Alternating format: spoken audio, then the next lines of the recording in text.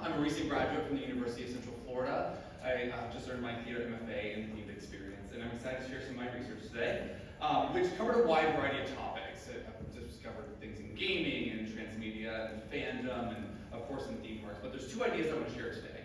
Specifically, how we can reframe how to discuss highly immersive lands which have emerged in the past decade and a half. And secondly, how theme park designers can begin to form core design elements of how we can build immersive cue storytelling. And so with that, I'll start with something that I think we all have a huge passion for in theme parks, and that is, I'll start with, in 2019, Star Wars Galaxy's Edge opened in here in Orlando, Florida, and in Anaheim, California. And when I went, there was something that really caught my eye, something that we're all passionate about, and I know that's waiting. So, queues are endemic to theme park experiences, partly due to their physical limitations, but also in order to make sure that rides constantly have people going. Along with that, queues also hold people so that theme park attendance can be higher within there. Now, guest satisfaction is, even with some of the solutions that have been developed over time, guest satisfaction has still been a sticking point. Ledbetter and his colleagues actually looked at queuing theory and developed 8 guidelines for theme park designers to consider. But one thing you'll notice is that all of these guidelines are actually logistical. They don't solve the creative question. And so with that, I was hoping to research what criteria can designers begin to think about creatively when designing for these immersive theme park queues. But I think one thing we have to know is that not every theme park is built the same. There is no industry definition of theme park that's been established officially, but there have been scholars such as Margaret King who have begun to begin this discussion about theme parks as an artwork, as a three-dimensional place that takes place over time where cultural narratives come to life. I think it's best stated in this quote from King and O'Boyle, the theme park is not ride dependent. A theme park without rides is still a theme park. Now, many scholars have gone on to continue this conversation, referring to theme parks as multimedia installations of artworks that take place across a wide variety of disciplines and put story at the center, and also involve not just rides, but also restaurants, queues, and the entire land itself. Now, from the beginning, these places have also involved narrative and storytelling at their basis. These are a place where storytelling comes to life not just through what you can see, but in a wide variety of senses. Now, where does that bring us to today? Scholars studying the Wizarding World of Harry Potter have talked about how lands such as that have increased a desire for more coherent narratives, for more immersive storytelling in fictional words. And there's that word again, immersive. What does that even mean? In the industry, theme park designers have been talking about their creations as immersive from the very beginning. What makes this even harder is that it's a contentious term not just within the theme park industry, but also in areas like gaming and theater. Lastly, these story-driven single IP worlds have continuously been called in public highly immersive lands, but isn't this an immersive land? How about this? Isn't this an immersive land? It's important for us to remember that not all immersive lands deal with a single story world. In fact, not all theme parks even go into the worlds of fiction. Some of them put their artifice on display. What is unique about these places is that they put the world of fiction on display for guests to enter into and engage their imagination. Now, some people might say, well, if the guest thinks it's real, then that's in a highly immersive land. Guests never believe it's real. They know it's an artifice. What they're doing is that they're engaging their suspension of disbelief. Rose Biggin, in her studies in immersive theater, actually refers to it as conceptual blending. They take the artificial world that they see and blend it with their imagination in order to engage the immersive experience, which, as a reminder, is not an on-off switch, but it is a spectrum in which guests choose to engage in depending on how engaging that storytelling and environment is. So how do we discuss this then? Younger, in his study on theme park design, actually splits up storytelling or diegesis into 3 different categories. So you have the diegetic, that is any element that directly contributes to the storytelling. You have the extra diegetic, these are things that help with the aesthetic but aren't actually happening, like music. I'm sorry, background music isn't actually happening in the world. And lastly is the non-diegetic. Think like the exit signs. We want to ensure guests are safe. Younger notes that complete diegesis, that the idea that you're creating a second reality is never the goal. These are hyper-real experiences that people are experiencing. They're ultimately in artwork. So what does that make all of these? All of these are places that people can go into where every element is leading towards the diegetic storytelling of a single story or brand or IP. These are diegetic worlds. So the question then becomes, how do we design immersive cues for attractions in these places that have this focus? I chose to do site visits to Star Wars Rise of the Resistance and Star Wars Galaxy's Edge, and these site visits took place in similar to Rebecca Williams as a tourist. I was going, looking at these places as myself and breaking down the story. This is not empirical audience research. I wasn't interviewing people or doing surveys, but taking it as a designer myself. And as I began to notice certain things like the environment and the storytelling, I came across Rose Biggins' work on immersive theater regarding punchline productions. And she noticed 3 strands of inquiry: interactivity, narrative, and environment. But there was one thing I noticed that she didn't mention, something at the core of her studies, but seemed to be bubbling to the surface in Rise of the Resistance, and is in all of these photos: performance. But performance can be more than just live actors. Performances in recorded media, like videos, or also in spiels and animatronics. So with that, we have 4 core design elements: environmental design, narrative, interactivity, and performance. And the goal is to look at these, see how they interact, and create scalable versions, because ultimately this experience is at a high end, but theme parks are a huge range of experiences. So for immersive theater, Biggin noticed that it's actually the environment that shapes immersive theater, that ultimately that's what makes its roaming nature. And she also notices that if the physical environment doesn't match the story, it creates an out-of-sync nature that takes guests out. Now, environment design is probably the most discussed part about theme parks. But it should be noted that realism is never the goal. That ultimately these places can have realistic aspects or can actually be abstract or even cartoonish in nature. Now, what do we notice in Star Wars Rise of the Resistance? Many of those non-diegetic elements that help with communication, like speakers, or help with comfort, like fans, have been imbued with storytelling and are a part of the world. And those extra diegetic elements are there as well. Secondly, they stay true to the brand, making sure that they rise to the occasion with a sense of scale, and also in regards to those iconic images that guests expect. But there's some environmental failures as well. If you go on a particularly busy day, the queue will wind its way past the land into Muppet Vision 3D. Now, are Muppets part of the Star Wars canon? No. But it shows how fragile these environments are, that if you break out of the boundaries, suddenly that out-of-sync nature comes in and the immersive experience is lost. So the suggested cornerstones for designers are: first, stay true to the intellectual property and its images and what guests expect. And secondly, embrace the non-diegetic into the diegetic. This creates that difference and helps guests suspend their disbelief. Now on to narrative. Biggins notes that there's a barrier to immersion in immersive theater, which is typically free roaming. Sleep No More, which is the most famous example, is 5 floors. But there's also productions that actually have a linear nature, and plot coherence was even higher in these areas. Now, in theme parks, as Dr. Baker discussed, it can happen explicitly and implicitly, but also cues present an opportunity for linearity that is not possible out in theme park lands. So what happens in Rise of the Resistance? If you're in the standby queue, almost the entire narrative is actually relegated to the optional data pad app experience. And if you're in the lighting lane, there's no narrative. But once these 2 areas merge, there's clear rooms and story beats from beginning, middle, to end. So the suggestions are: begin the story from the beginning. Now, as paid priority queues become part of the experience, they're diametrically opposed. The longer your standby queue line is, the more valuable your paid priority queue product is.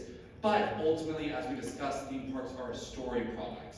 So you must deliver upon that promise to your regular paying guests as well. Secondly, where environment design does not embrace the non-diegetic, let your narrative. Guests bring phones into this land every day. And so through narrative framing, we actually adopt these objects that are foreign to the land into the canon of the world. Now, regarding interactivity, Biggins actually points to gaming with Saline and Zimmerman. Now, most of us know of interactivity like when you push a button on a controller, which is mode 3, explicit interactivity. But there's multiple modes of interactivity, such as cognitive when you're making a decision, or functional when you're chatting with somebody about where the bathroom is. What we noticed for Star Wars Rise of Resistance, it does have a digital, explicit interactive moment, which is the optional datapad app experience. But with the cast members, there are a variety of interactive possibilities. Also, there's a near infinite input and near infinite output with these folks. Secondly, there are things that seem interactive but aren't. The panel on the left, if you go out to the land, you can hack and the lights will flash and will make noises. In the queue, it doesn't do that. Also, the kiosk on the right has a bunch of buttons and dials that are fixed into place and not interactable. So while gaming elements are on the increase in theme parks, it's important to remember that they are not required. In fact, digital experiences are not required for interactivity in that sense. And many times, if you place objects physically in the environment that guests can touch, they're going to seek those out even when you provide digital options. And lastly, crafting person-to-person interactives will help solve this, which goes into our final cornerstone, performance. Performative labor has been a part of theme park theming since its beginning. In fact, hiring and casting actually include how well folks are able to express that theming, memorize spiels, and improv with guests. As we discussed before, performance is brimming in Star Wars Rise of the Resistance, but how can we make this scalable for everyone, for many operators? Start with performative labor. This is already an industry standard within theme parks, and by investing a little bit more to training and storytelling, we can infuse more moments for these folks to perform for the guests and express story. And secondly, a reminder that performance should always foster relationship. Ultimately, for people to believe that they are a part of the world, they have to have relationships in that world, and they have to be seen within that world and see others as well.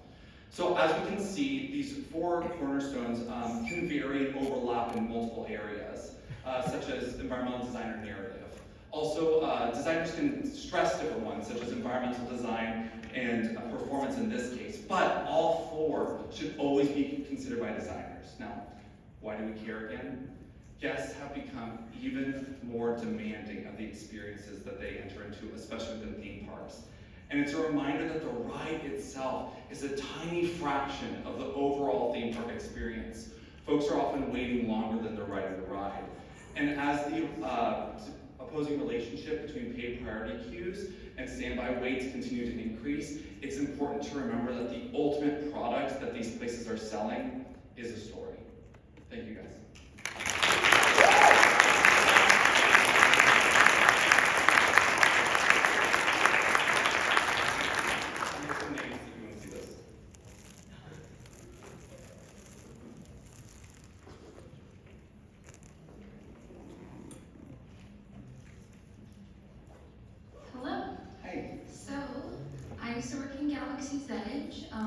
And in Walt Disney World.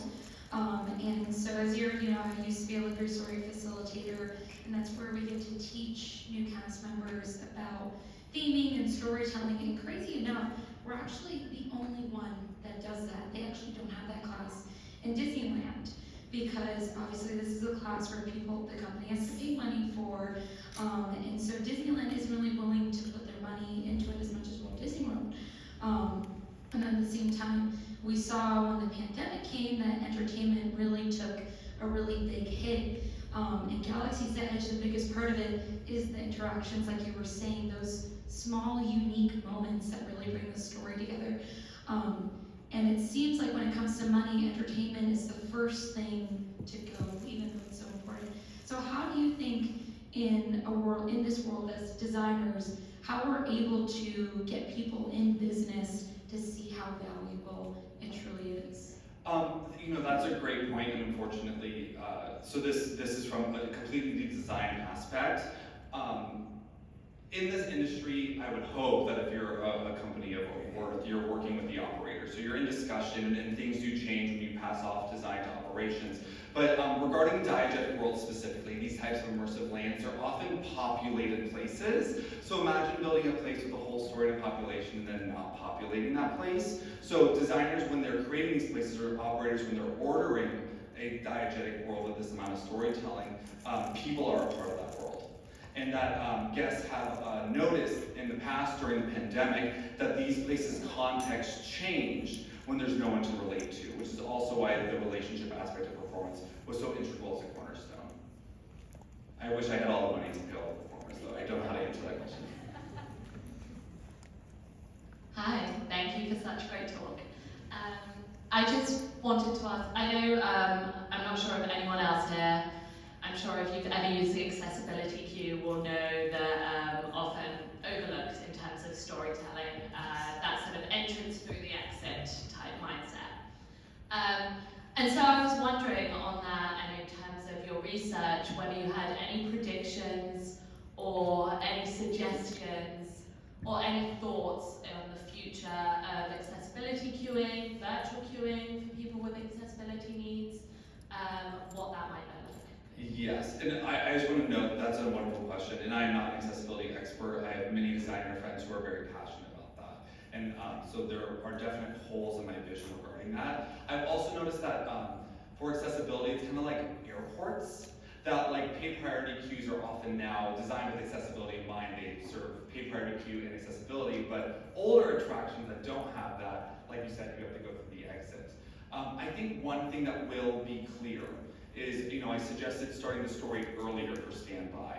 I do think there should be a main feature beginning when the merge happens. So it's possible that you get sort of a double feature experience, where if you're in the standby wait, you get the first feature, and then the second feature would be when you merge. So if we can design pay priority queues to be accessible, then I think that could help with that a lot. I also have other theories about queues that are just like my wild, crazy dreams that I will not discuss right now. That involve social spaces and how you can put people through that way. But I think ultimately that would be my answer for that.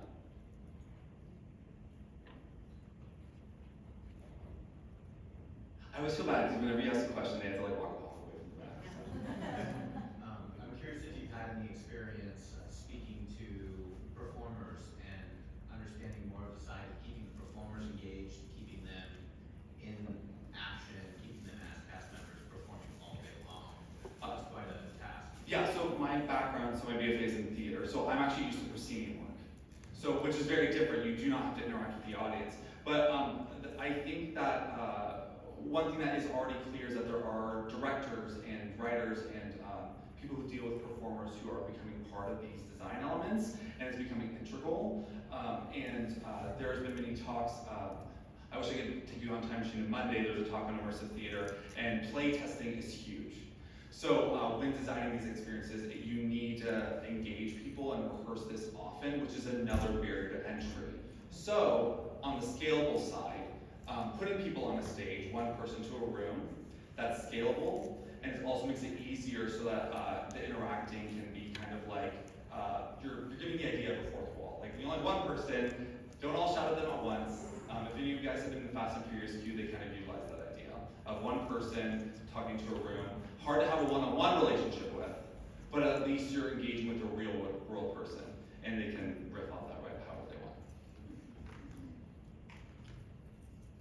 So if I can return to the accessibility topic, I think I would argue with you a little bit about you're not an accessibility expert. I think everybody who's designing anything should be an accessibility expert because it should be an add-on to your design. It should be integral to your design.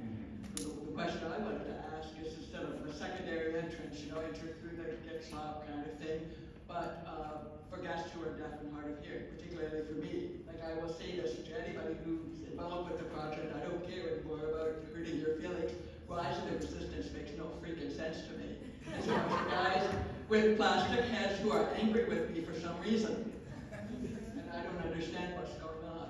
So why do we make Captain Exposition the star of every show? And why is narrative exposition the way we disclose the story? The artifacts in a queue are beautiful, but I don't know what they mean because somebody's talking at me to tell me.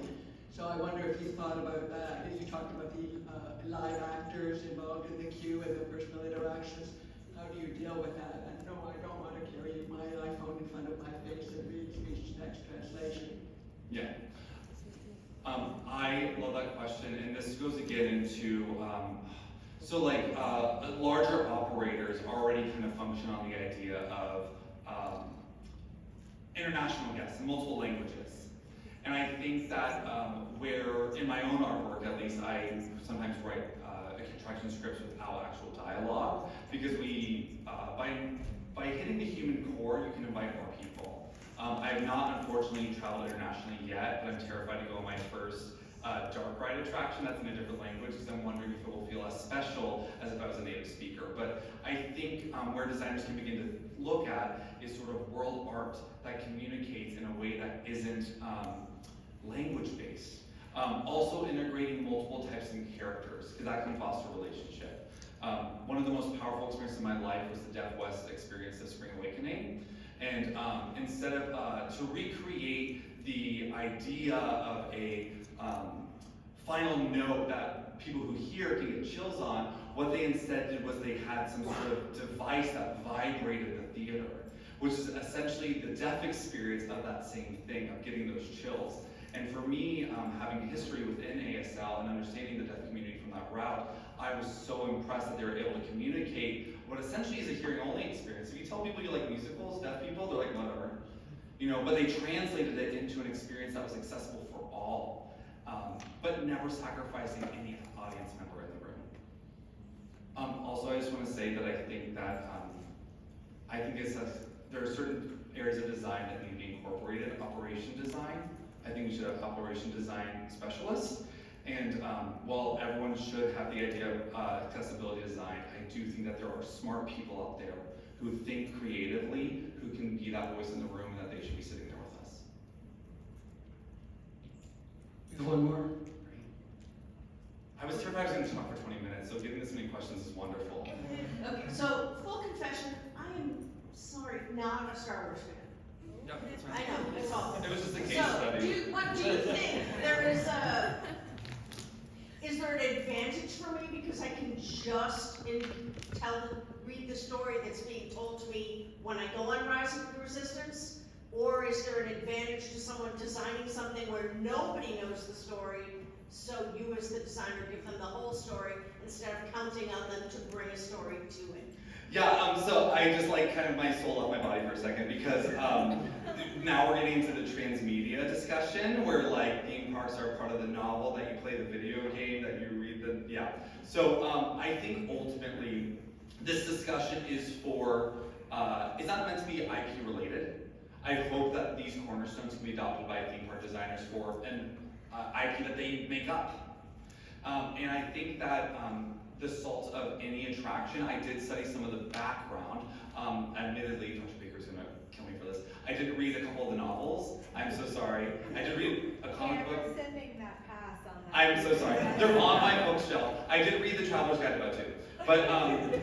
But you know, I think that attraction stands up by itself.